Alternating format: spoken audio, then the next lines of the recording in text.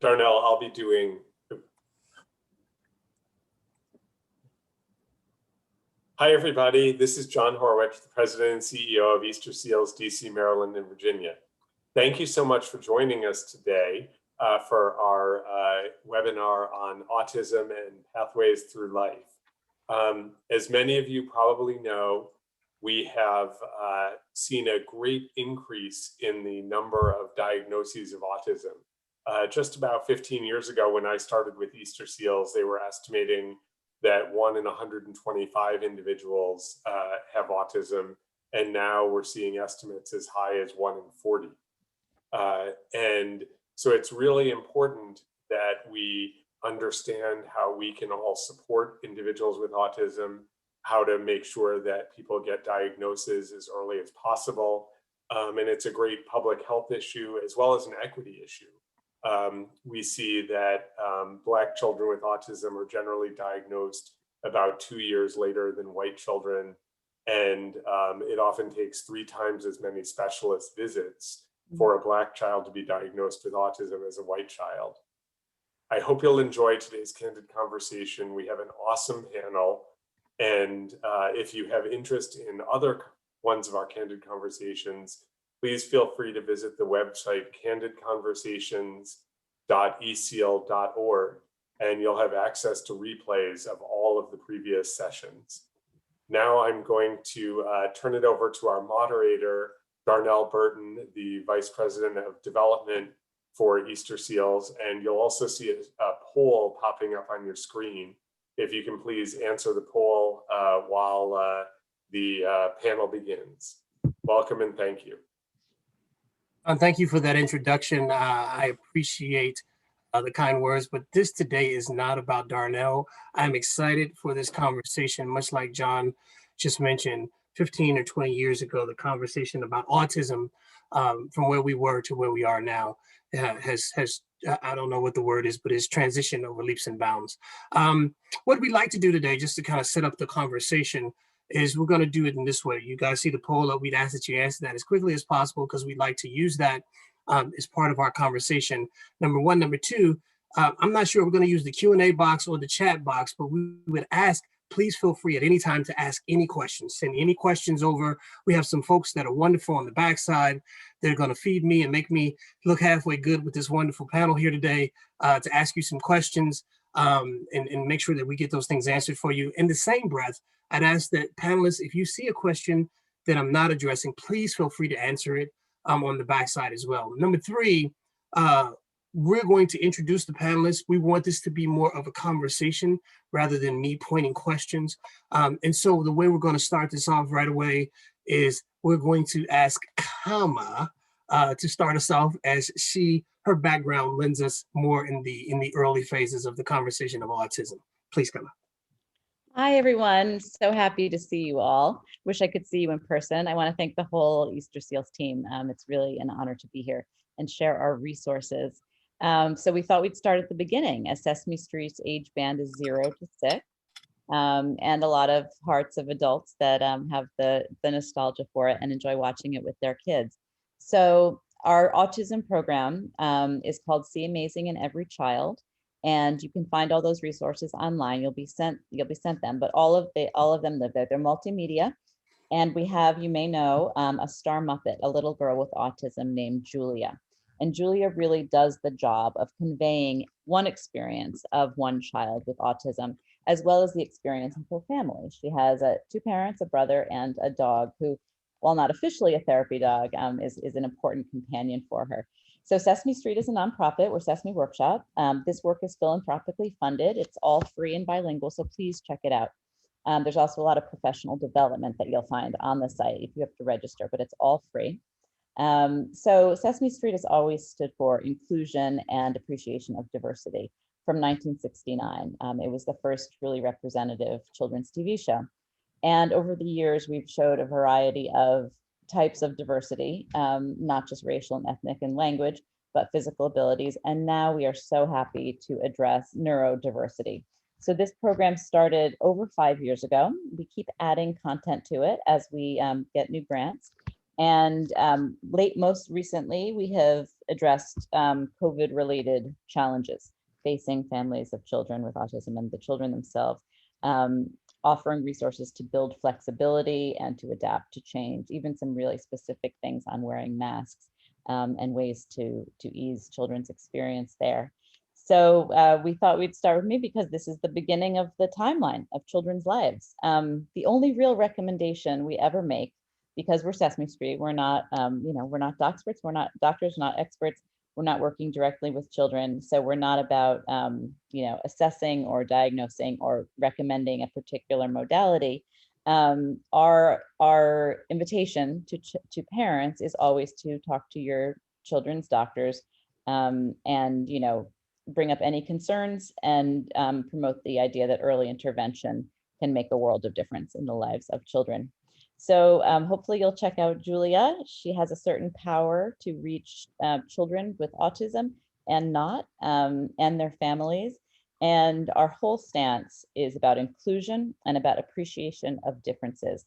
That's why the tagline is "See Amazing in All Children," and building these bridges of acceptance and awareness among the neurotypical public and the children and families touched by autism is our main goal. So with that, I will turn it over. Yes.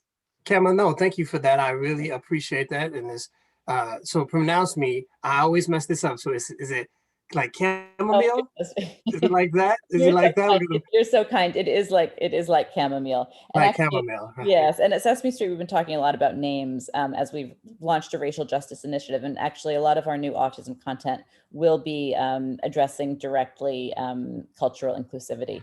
And so, yeah. And so the funny part about that is, and we're not going to spend time on that. And Michael, I'm going to come to you next. But my name, Darnell, you think is pretty simple, has been chopped up through the ages. Sure. And so please, I apologize, but there are some cultural sensitivities to that. So I wanted to make sure that I pronounced that correctly. Oh, Michael, I appreciate that. Thank you, Darnell. No problem. Michael, because you work in education, we're going to go to you, then we're going to go to Maia like papaya, and then we're going to go to Sharene. Great, thanks, Darnell. It's a pleasure to be here. I really appreciate the opportunity to chat. Hopefully, we can provide some good, useful information to folks. So, my name is Michael Yudin. I had the great honor to serve in the United States Department of Education under the Obama administration as the Assistant Secretary for Special Education and Rehabilitative Services. So the programs that were in our office that we execute and fund range from the early intervention programs. Kama talked about that, right? And I'd love to spend some time talking about the Part C infant and toddler early intervention services. It's a critically important program, woefully underfunded. But if I were to put any dollar on a program in the United States Department of Education, it would be on that program. Our programs again range from early intervention to preschool for young children with disabilities, regular special education IDEA, K through 12. We also ran and executed the Vocational Rehabilitation Services Program, which provides employment and training services to adults with disabilities. So my office really was an incredible opportunity to serve individuals and families cradle through career. So again, just to kind of piggyback a little bit on what Kama was saying, early intervention services, they're available in every state. Part C services, they're called different things in different states, but essentially they provide as the name implies, early intervention services for infants and toddlers, right? So serving young kids 0 to 3 with disabilities, with delays. Some states support children that are at risk for delays. And the bang for your buck, there is great evidence to show that this program really makes a difference as kids enter kindergarten, really ready to be successful in school. Sometimes if it's just a delay, they don't need special education. If kids do need special education, often, early intervention services is critical to supporting these kids and getting them ready to be successful. So underfunded, right? I could spend all day talking about money, and the investment is certainly not there. But we think about early intervention, we think about young children with disabilities. There's so much we know from science, and others can speak to this better than I can. But we know that the direct, impact of environment and trauma and poverty and a number of environmental circumstances have a direct impact on child's development, right? And we know that they are inextricably linked to better outcomes, whether they're in education or even healthcare, right? Long-term healthcare is associated with what happens to young children as they face some adversities. So getting these kids in, getting them supported, young and early is absolutely the right way to go. So Michael, I appreciate that. Look, I thought you were going to start us off in the conversation already. I was going to be like, Michael, stop. We have to introduce everybody first. But sorry. no, I'm just messing with you. No, this is good stuff. I really appreciate that. Maia, we'd love to hear from you next. Thanks, Michael. Sure. Thank you, everyone. And thank you to all of my fellow panelists. And thank you for Easterseals for having me today. Thank you, Darnell, for moderating. I just want to start out. I love that, Darnell, you talked about identity in the very beginning, that you started us out with what is very essential to our being, and that is our name. So what I wanted to introduce in the context of autism is that we start to use identity first language and diagnostic first language, which is what is coming out of the social justice movement that is the autistic community, and listening to autistic voices. I've been in practice for 20 years, and I know that when I was in graduate school, they taught us specifically and explicitly to say a person with autism, right? A person with Down syndrome, a person with amyotrophic lateral sclerosis. And from the autism community, we're hearing the voices from autistics saying, call me autistic. And it's almost call me by my name, right? That this is truly embracing what is to be neurodiverse. And that's how I approach my practice with this framework of neurodiversity. And Kama, you spoke so beautifully about that. So thank you for really setting us up that way. Just as far as introductions, again, I'm a speech language pathologist and cognitive rehabilitation therapist. I've been in practice for 20 years. I started in shock trauma, stroke rehabilitation and traumatic brain injury in North Philly at Albert Einstein Medical Center. And I was then at the National Institutes of Health doing clinical research. And when I was at the National Institutes of Health, I worked directly in the autism and severe mood dysregulation team. And we were the team that put forth onto the DSM-5 the new diagnosis of severe mood dysregulation. After that, I worked in vocational rehabilitation with a nonprofit supporting autistic adults, doing what they wanted to be doing. And I found it unbelievably interesting. I love working in multidisciplinary teams. So I had the opportunity to work more outside in the community. So I've kind of transitioned from acute care to acute rehabilitation to outpatient, then to community settings.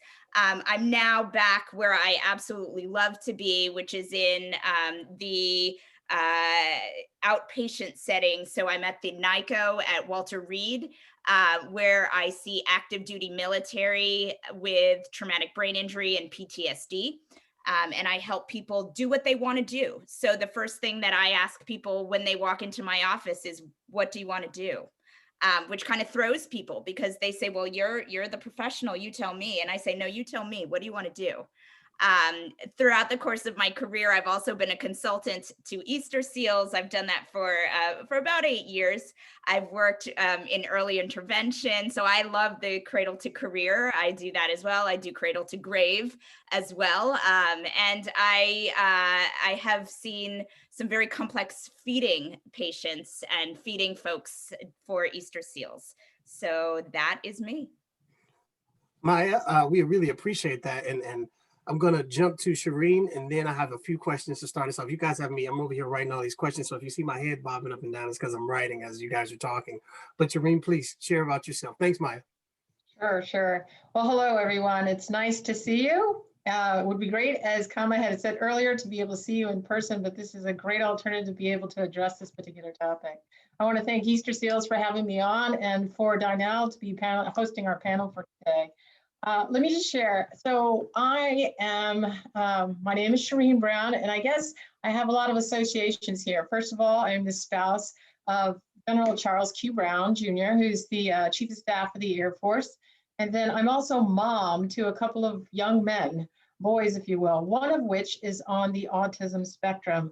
We are a military family, as I probably have indicated with my husband being in the, as a part of the Air Force. And we have moved several times over the years with my son who has autism or is autistic.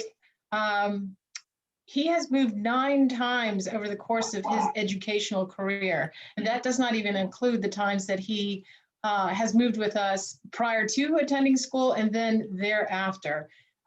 It's been an interesting life. We've seen a little bit of everything. And I would love to say that I've worked in some form or fashion, but it's been more like a volunteer position, as I have had an opportunity to do a number of things as I've tried to intervene early with my son's diagnosis, and then also try to research and understand so much of what's going on with him.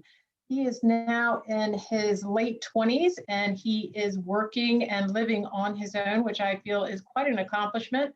And as a result of this, we are now at a time and age when autism is a little bit more readily received, I think, by our general public than what it was in the early days.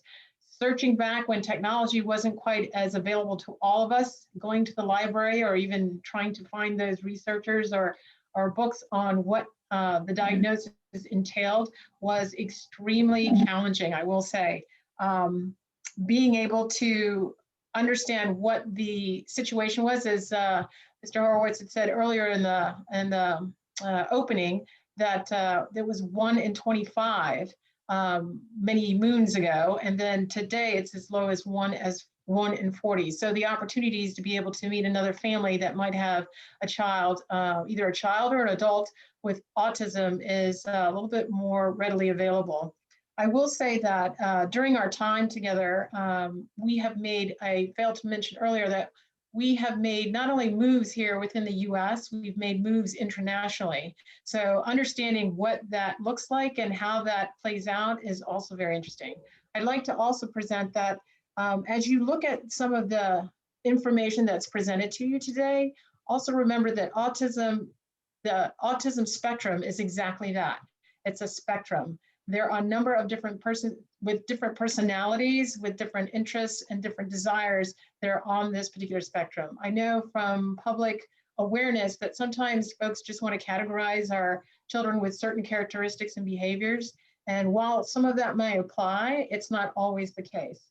You'll find kids in every area that have different interests and desires, and all they want to do is be accepted. So it's a tremendous honor to be here today, and I look forward to answering any of the questions that you might have for us. So thank you. Well, so thank you so much for that, Sharene. I'm going to stick with you, and the way I think I'm going to moderate this, at least to start, is I want to start from the cradle, right? And so I want to start from that entry of, how did you find out? Like, what was your aha moment that you said, okay, I think our child might have some challenges or delays, and what was that initial conversation, and then how did you address that?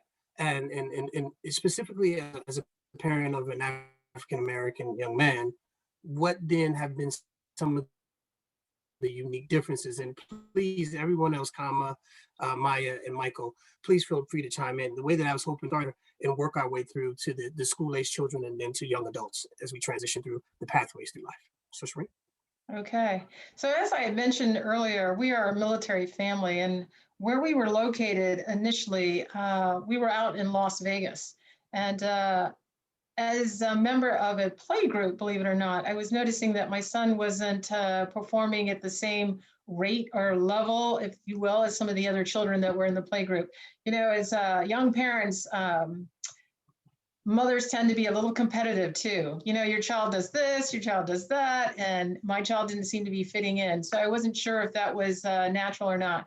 going to the pediatrician. Of course, the pediatrician was able to say, you know, children develop like every other person very individually. They develop at their own rate. But what we discovered was we were soon on a path of moving from the Las Vegas area to the DC area. And at that time, my son was maybe 2 years old. Fortunately, as we were moving into our new location, my husband was not able to assist me with the actual day of the movers being at the house. And with a young one in place, I had to find someone who would watch him.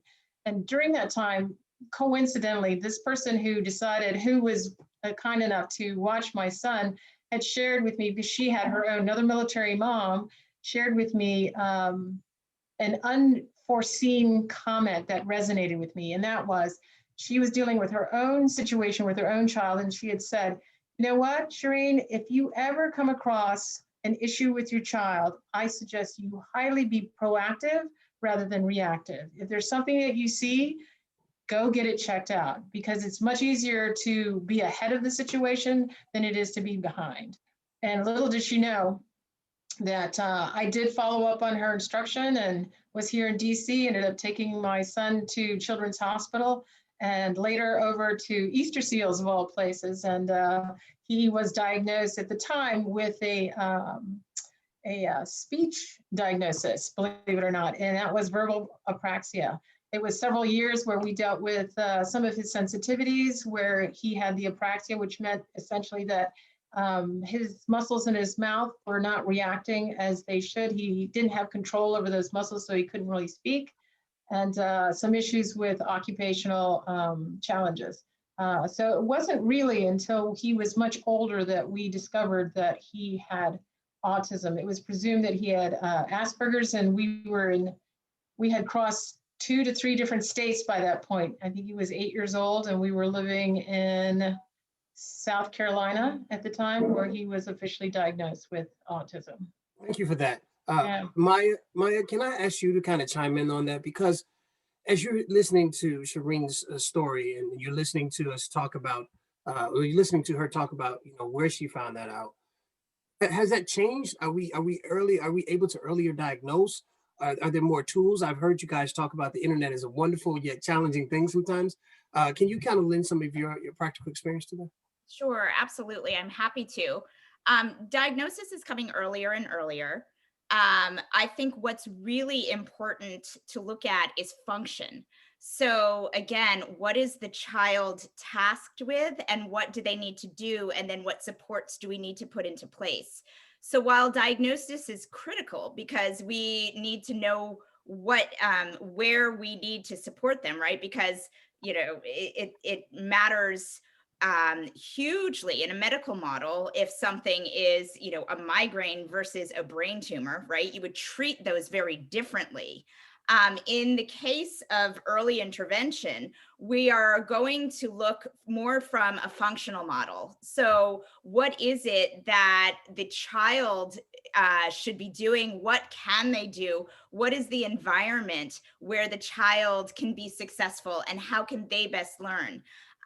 The way that we set things up is really from an environmental model, looking, like Sharene talked about certain inputs to get certain outputs, right? So understanding what kind of sensations and perceptions each child is taking in to be able to optimize what they feel they can do. So that's a really interesting shift in the way that we're thinking about treatment. Your question was initially about diagnostics, and we have much sharper models of diagnosis now. We have sharper checklists. We have people who are trained much better in recognizing differential diagnoses in what is something that may go along with autism, such as childhood apraxia of speech, and possibly what is not. So the information that's out there is much better. The research is much more robust. So we're able to get in and modify environments to help a child learn, to help a child function. Okay, fantastic. I appreciate that. So before I come to you, Michael, because I see, well, you know what, Michael, go ahead. I saw you about to jump on. I was going to jump to to Cameron. I was just going to add,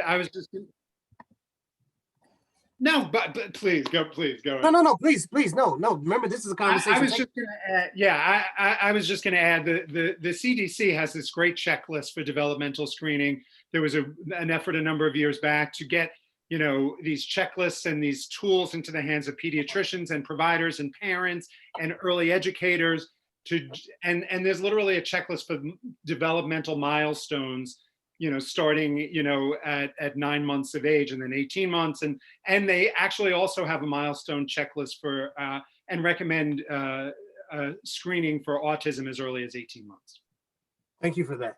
And Michael, I'm coming back to you. Kama, are there at Sesame Street, because you guys particularly deal with that age group, right? Are there some tools that you guys have developed? I grew up on Sesame Street. I love it. My kids really haven't grown up on it as much, but are there some tools that you guys have developed or you all have developed particular? And I heard you talking about the One Muppet particularly. Can you talk about that? Oh, sure. The developing Julia was a real adventure, real experience. I should say in terms of diagnostics, we certainly don't recommend any of that. But what we did hear from parents, and I think we integrated this into Julia's development, is that we do a lot of focus testing. Research is sort of the lifeblood of our organization. And parents of children with autism again and again and again told us, we just don't want to hear what our child is not going to be able to do. All we're hearing is she'll never do this. She won't do this. She'll be able to do this, but only in this way, So that is something we really took to heart. And in developing Julia, we really emphasized her special strengths, her talent, especially things that she could do that other children could not, right? She builds with blocks, really sophisticated stuff. She remembers songs, really sophisticated, above her age, and her art in particular. She is not particularly verbal. She's speaking in several word sentences, although we've actually seen her evolve a little bit. So our approach is really elevating the positive outcomes of early intervention, what can happen when parents do go for those screenings and do notice and wonder, but we don't provide the actual, the milestones that you would find if a parent, were to do their own research. We're celebrating the child as they get a diagnosis, right? And as they move forward from that, as the whole family moves forward from that in their journey. So support them if we can. No, go ahead. Sorry. No, Can I jump in there for a quick second? Please jump. No. So something that Kama said just really resonated with me. I think the idea of finding out initially at such a young age for your children what sorts of things aren't really happening and what's not neurotypical, right, is very devastating for a parent initially. And often parents will go back and try to explore where they went wrong or what happened and all the different questions that you tend to ask yourself. So I think for myself, at least, I think I went through a brief period of that. It seems like a little bit of grieving at first, but what parents fail to remember at the time is that you're just as if your child broke an arm, not to say that the disease or the diagnosis will go away, but at 2, 3, 4 years old, they're still so young, and yet they still can get therapy. There's still growth. They're still growing. It's yes, I think you understand what I'm saying, developmental. And there are ways to help that child proceed to a healthy point. So yes, I think in the beginning, it just seems like there's a dim light, but there's still a light. And I think with added assistance, support, reaching out to those professionals that can assist your child, the light starts to get brighter and brighter. So for a lot of parents who might be thinking they might be labeling their child, in the long run, I think getting the services and support that that child needs is much better than trying to shield the child away from whatever services because they want to be able to fit in with the crowd that's down the street or within the community. Definitely. Yes. That's huge. And this thing can take a couple of different pathways. One of the things that I don't think we have enough time today to really talk about and discuss is, let's talk about the parents, right? So you mentioned something, that initial diagnosis, how does the parent feel? Was it my fault? Did I do this wrong? And Maya, I'd love for you to give that 1 minute. And then I want to talk about, there was a question that was shared in advance.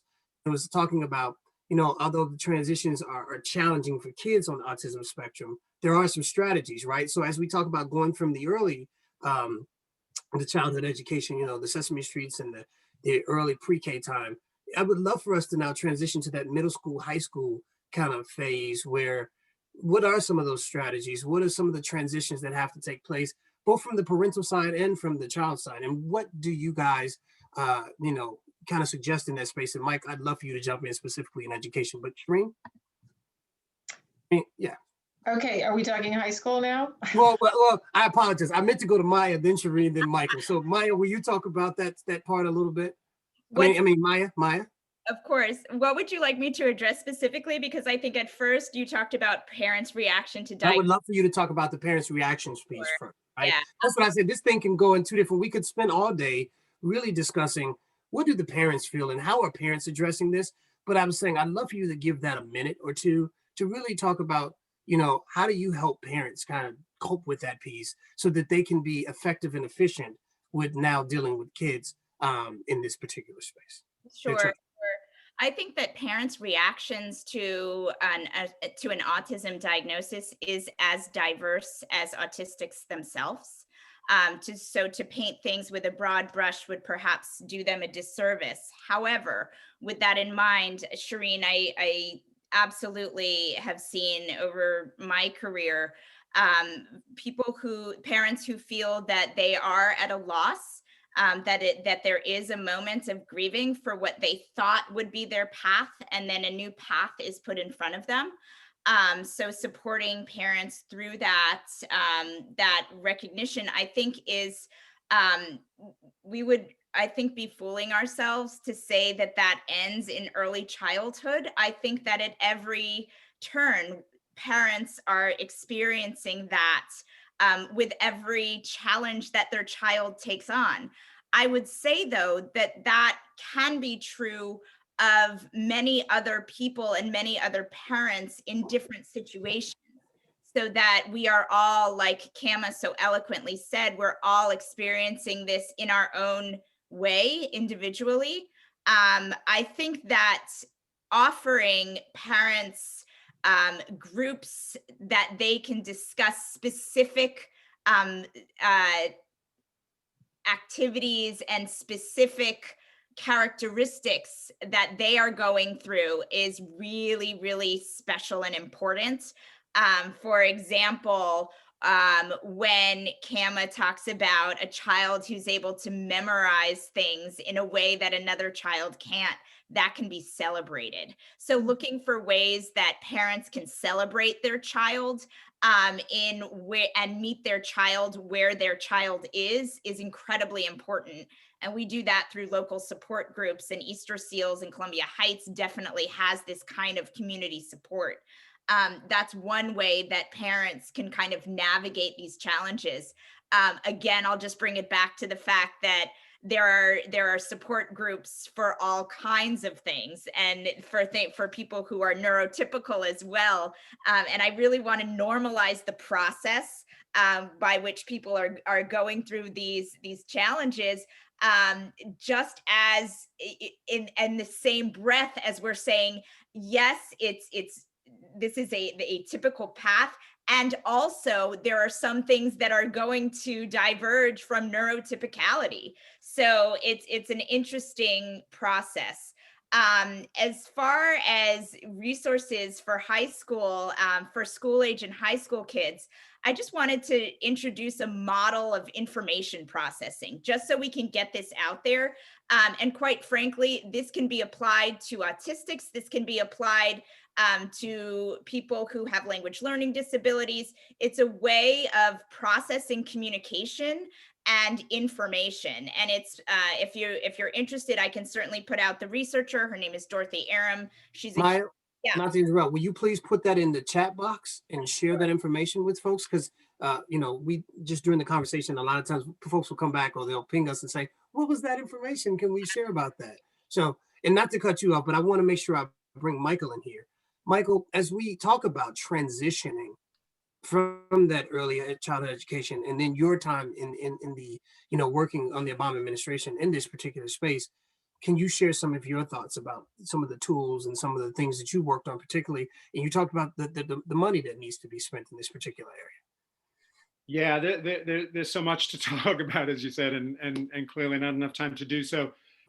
One thing I wanted to just mention about parents, like if we think about all the federal education programs from early intervention to special education, all the way up through voc rehab, there are elements and components and funding opportunities to support parents, right? Because federal law recognizes how important it is to empower parents and make sure that they have the tools and the resources that are necessary to support their kids. And it starts with the infant and toddler program, right? It is literal infants and toddlers and family services. That is the essence of the program. You know, again, you know, parent centers in every state has a parent training information center. Many states have more than one for, you know, special education to provide supports and resources and information. And so literally just Google parent training information center in the state where you live, and you'll find at least one, if not multiple ones. DC's got a great one as well. And the transition points are really challenging, and particularly the early intervention into school, right? The early intervention preschool, those are very difficult transitions for a number of reasons, not the least of which is often early intervention services are provided through a Department of Health and Human Services, or a Department of Health, or a Department of Social Services. But education is not. Education is provided through the Department of Education or the public school system, right? So connecting systems is challenging from kind of a macro policy level. On the ground, how we do that is we make sure that our providers are talking to each other and sharing information well in advance. So the early intervention program goes to age 3. Federal law requires that the providers reach out to their school districts months in advance, so they can begin that planning process, that collaboration, making sure that the school district that's going to take the kid into kindergarten understands how the kid is performing, where the challenges are, where the strengths are, and kind of move from there. But it's a really difficult transition from you know, transitioning in, you know, from K through 12 into post-secondary life, whether it's education or the workforce, is also very challenging for a number of reasons. And federal law requires that a part of a child's IEP, the individualized education program, provides transition services. No later than 16. We know from our research, we need to start planning transition at 12 and 13 and 14, and doing career exploration and interest building and building those services, and particularly for kids that may have more significant disabilities. What are those services going to be like? What are the accommodations? How do we provide our children with the self-advocacy skills so that when the school bus no longer picks them up, because the entitlement to special education will end when they leave school, when they leave high school. And now they find themselves 18, 19, 20, or 21. And if they don't have the skills to advocate for themselves, all right, I need this kind of training, I need these kind of supports or accommodations, right? Then it's far more difficult. So transition services are absolutely critical to ensuring that kids are successful. It's one final thought on that. It's worth noting that federal education law recognizes how important it is, and it is an entitlement, right? Like, so there's a cause of action associated with it. It's a part of FAPE. It's a part of the free appropriate public education, is including transition services. So it's worth noting there. The other side of it is the voc rehab program, and voc rehab programs also require transition services. So it requires both systems to go like this and meet in the middle and meet and serve youth with disabilities. So Michael, 2 things there. Number 1, thank you for that breadth of knowledge. Number 2, if you have some of those websites, if you two would share them in the chat box, that would be great. Yeah. But number 3, and then we're going to bring up the panel. First of all, time check. We're already almost at 2:40. We haven't even delved into some of this stuff deep enough, and we're already at 2:40, which means we only have 20 minutes. And I want to make sure that a couple of house cleaning things. Number 1, panelists, if you guys see some questions in the Q&A box that I haven't gotten to, please answer. I can see a few ticking off, so some of you all are answering, so thank you very much. But Michael, you just talked about something very, I'm sorry, you just talked about something very important. Are the things you're talking about, is there ease of use for some of these things? Like, will a normal layperson be able to find this stuff? Or is this something you need to walk into your schools with, or HHS? Like, how do you find this information? Yeah, that's a great question. There, I would love to say yes, it's easy. It is not, right? And I'll go to Sharene, right? She can tell us better than anyone. But I've spoken with thousands and thousands of parents and educators over the years, and there's nothing easy about it, right? It just requires work and effort, and it's hard. Parents have expectations for their children. Doesn't mean the educators have those same types of expectations, right? You expect your kid to be successful. You expect your kid to advance from grade to grade and learn and achieve, and low expectations has a real impact on kids, whether they're disabled kids or not, right? No kid lives up to low expectations. They live up to high expectations. But that being said, yes. So there are absolutely resources. Again, I mentioned the Parent Training Information Center. I'll put a link into the chat. It's called Parent Center, Parent Hub. I forget what it is. I'll find it. I'll put it in the chat. It provides really useful information around a whole host of issues for parents. It's designed to provide the tools and the resources and language that parents can understand. There's a great organization, folks may know about it, Autistic Self-Advocacy Network. They put out a ton of resources as well, right? Like, so there definitely are, and I'll dig around in the next couple of minutes and put some in the chat. So Mike, thank you for that. The reason I asked that for you, that specific question, is I have a friend and I know how hard it has been for their family. And this is someone who I know has resources, right? So I'm always in what about the poor or the unable, the folks that can't drive, the folks that can't take off work, the folks. So there's a gap there, both a wealth gap and sometimes a color gap or a diversity gap of the folks that have and the have-nots, right? My wife and I, our children don't have autism, but we quickly found out that one of our children was having some sight issues. And I mean, we went to 4 eye doctors, and my friends were like, you spent that much money? We had the ability to do so. So, but what about the folks that don't? And I know for a friend of mine, they didn't catch the autism thing until the child was about 7, and they were about to send the kid to special education because he was fighting, and he was just reaching out, trying to say things that he didn't have the words for. So thank you for mentioning that. If we could put up the panel, the answers to the poll, this would be a great time. What inspired you guys to join us today? This was a multiple choice. Some said that I'm an educator and a special needs professional. Overwhelmingly, folks said that I'm a parent or a child of an adult diagnosed with autism. I'm a friend, or no direct contact, just a supporter and an advocate. Thank you guys for joining. We really appreciate that. What is the range of the child in your life, or who are on the spectrum? Please check.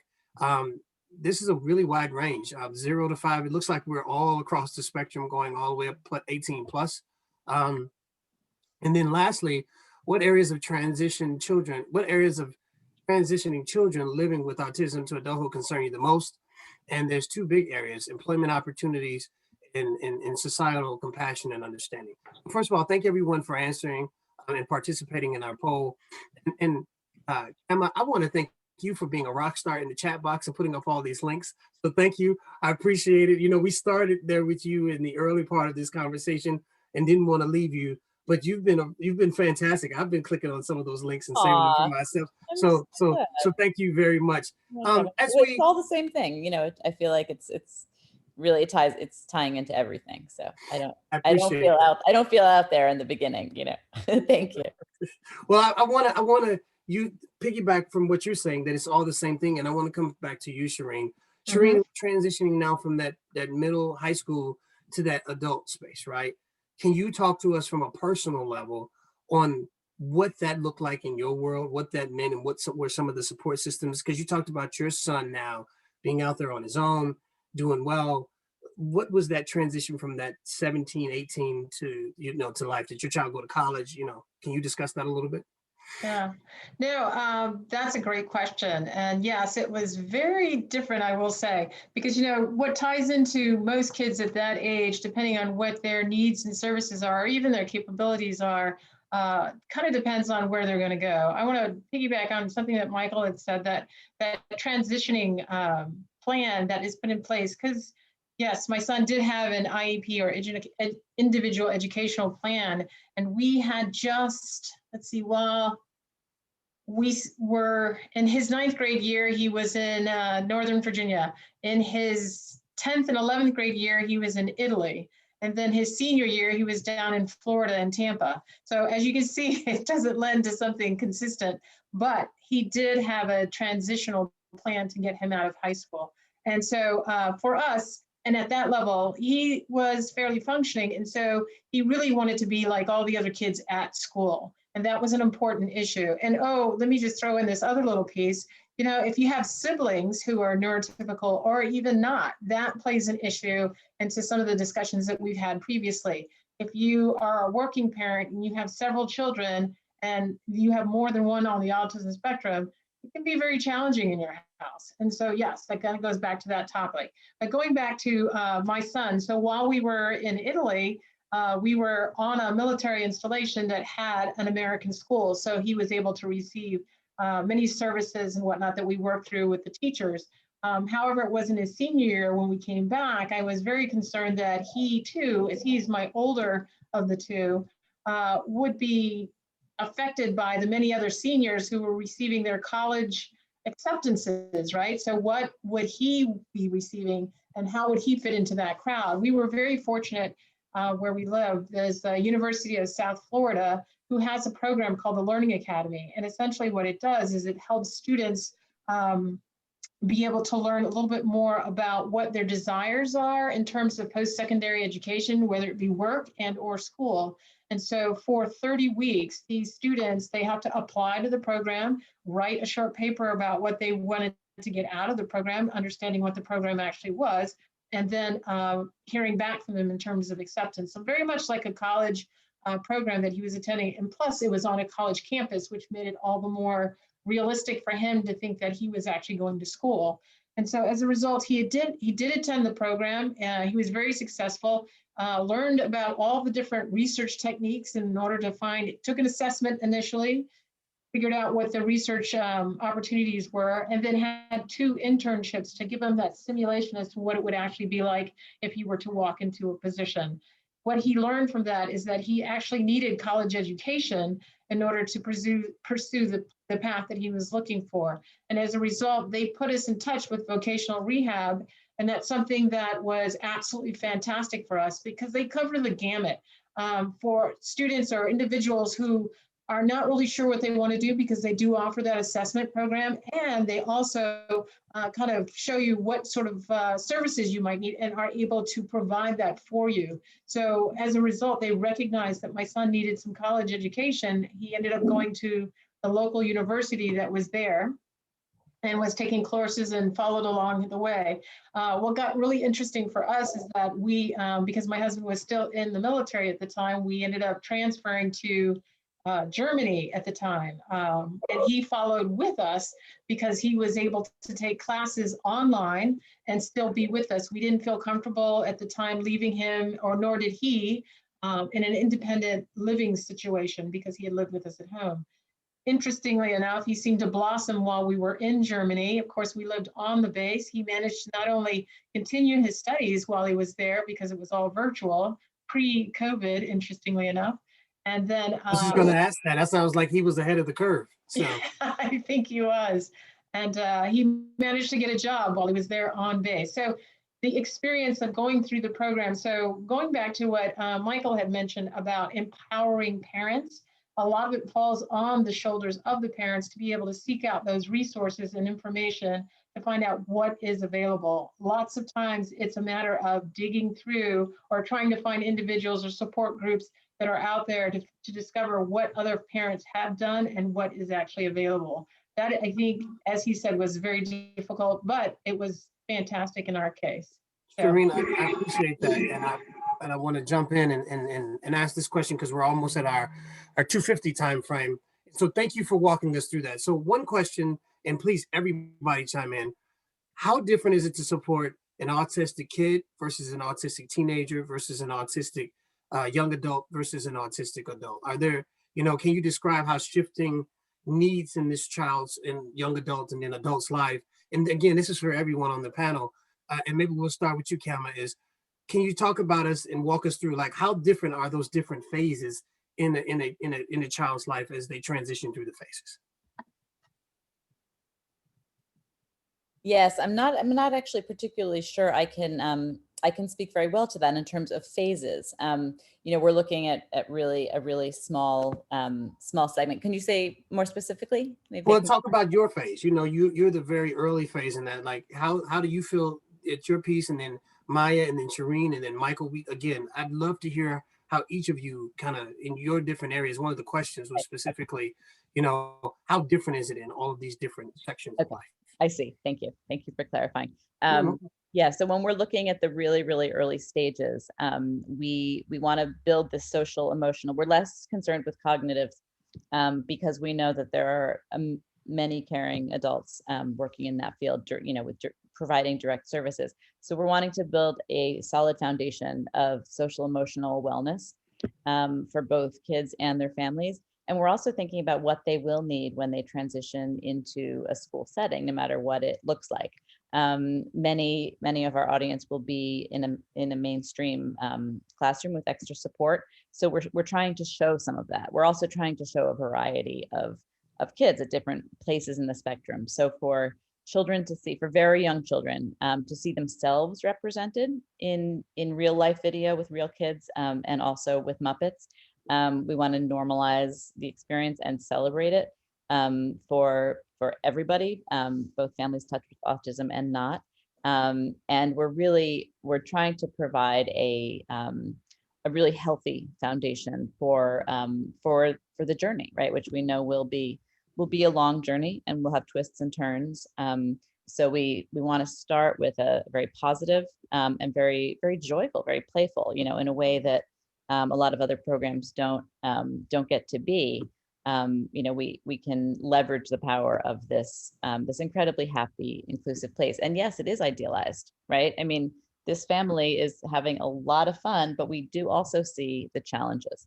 Wow. So to really, yes, we have very challenging moments. Go to the site, you'll see a lot of them. I appreciate ones is regarding pizza, and that's a great piece. Well, I appreciate you. I appreciate you talking about that. Guys, I want to let us know we're at the last 10 minutes. And so, Kama, thank you so very much. Maia, if you talk about maybe the next phase, and then Michael, and then we'll end with Sheree. Sure. I wanted to bring something up that we really haven't spoken about, and that's listening to autistic voices themselves. So, as a parent, my job is to back myself out of a job. And we're always a parent, always, always, always. However, listening to autistic voices is really what we want to be doing from the very beginning, right? Even if someone is non-speaking, they still have expression and they still have a voice. And part of human development is to begin to break away from parents and the needs and expectations and wants of what a parent wants. And we need to listen to an autistic voice. I'll give you a very specific example of a young man with whom I worked a couple of years ago. And his parents were very set on him following the path that they thought was what they dreamed of when they were, when they had a child. And that was for their child to grow up, go to school, go to college, get a job, get married, and you're good to go. And that was not what he wanted at a certain point.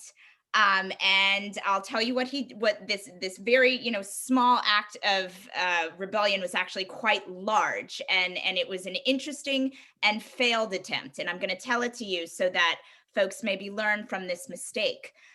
What happened was they had set up an internship for him, which was great, a paid internship. And I had worked with a nonprofit to set this internship up for him. We were going to put into place all kinds of cognitive supports, behavior, there was all kinds of regulatory supports where, certain lighting would be done for him, and it was going to be amazing. And he was going to get paid. And the people in charge of this internship and his parents, you know, were excited. He was going to get paid, and he did not want to be paid. And I'm just gonna let that sit. He did not want to be paid. And he said to me time and time again, Maia, I don't want to be paid. It makes me too nervous. What if I fail? I've never worked. What if I fail? And I went to the organization and I said, you know what, let's not, you know, he's happy to come to work, but he does not want to be paid. And the organization said, well, we have to pay him because we're setting a precedent, because that's policy. And we've created this partnership, and we're with your vocational rehab organization, we're going to pay him. And ultimately he decided not to do it because the anxiety was too crushing for him. And he knew that it just wasn't for him. So in not listening to his voice, he missed that opportunity and he was sad. So my biggest, if I get anything, you know, this is a candid conversation that's an hour, right? So, you know, the big takeaway, right? The big takeaway is listen to the autistic voice and honor them, and if we don't, we're being patronizing. And when does that start? That actually starts at the very beginning. It starts with consent at the very beginning. It starts at, you know, I'm not going to shove food in your face because you have food sensitivities. You know, it starts with, you know, come to the food, come to the choice. And that's how I approach my work. And that's how we can learn to approach neurodiversity and not foist our dreams on someone else. So Maia, I really appreciate that. Usually at the last 10 minutes, I ask everyone to do what you just did. However, we've been so condensed and there's been so much good information. I didn't get it. I didn't get a chance. So Michael, I will offer you the opportunity to talk about the spaces and places, as well as leave us with a parting note, just like Maia. Yeah, I'll be quick because Sharene, I need to give Sharene the last word here. So, you know, we spend all this effort and time and energy ensuring that our young kids get the early intervention services that they need, that they're successful in school and they graduate from high school. People with disabilities have an employment rate of about 18%. Mm-hmm. The general population has an employment rate of around 65%, right? And I'm talking 2020, so maybe a little pre-COVID, right? But you know, people with disabilities want to live independent lives, economically self-sufficient, and we need to make sure that we are preparing them to do so. We have done as a nation, we have done a terrible job of preparing individuals with disabilities for employment. And you know, we know so much more now. We have tools around customized employment and supported employment, competitive integrated employment. Easterseals has moved, everybody is moving away, right? Recognizing that we have to have high expectations, but we need to make sure that the supports and services, and to Maia's point, that we're listening to the voices of the individual themselves. What is important to them? What are their strengths and their interests? And build the supports and services that they need to be successful, because an employment rate of less than 20% is a failure. Michael, that was a rock star statement. Sharene, he left you with a high hopes to close us here. So Michael, thank you for that. Sharene? Well, no, I would just say thank you for the opportunity to be able to speak. But I mean, ultimately, as Maia and Michael have said, finding the resources as well as listening to your child's voice. Growing up with our son, we noticed all these different celebrations that we had with him, being able to do the different things that he could do. It's very important to set a confident young person to see what they can do, not necessarily focus on what they can't do. And so I think there's a little bit of something out there for everyone, but it just is being able to match that environment with your child. Just like individuals as we are, we often want to get to a particular goal. We have to start somewhere. Well, I would say the same for our children who are on the spectrum. They just need to start where it's most comfortable for them. And then along the way, they'll discover what more they can do or what more that they want to do. And so it's a wonderful thing to see them blossom, but we can't push them. We have to let them be able to grow in their own time, just as we would. What I have found ultimately is that just like a lot of our neurotypical kids and what we do for them, I'm finding it to be much the same for our kids on the autism spectrum. They just want to be recognized, loved, and move in the field of their own direction. And the sooner we can recognize that, I think the better off we'll all be. So thank you. I want to apologize because usually I'm really good with stopping and chopping. I was so engaged with listening to every word you guys were saying. There was such a level. Michael, someone just texted me and said, Michael's passion, wow. And Maia, I've gotten 2 or 3, like, hey, does Maia have an email address? So, and I've been writing telling her she's the best chat box share ever in the history of all of these, because she's been sharing all these links.